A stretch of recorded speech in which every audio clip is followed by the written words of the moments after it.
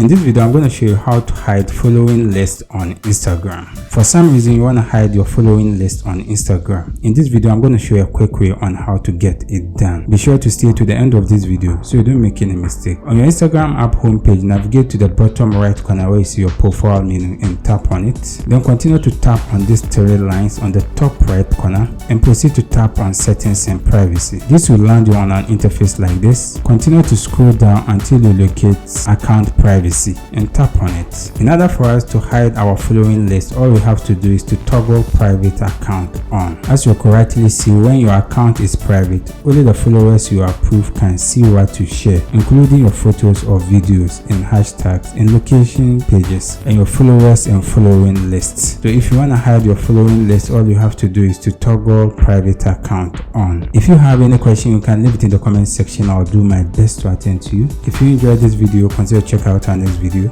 See you in the next video.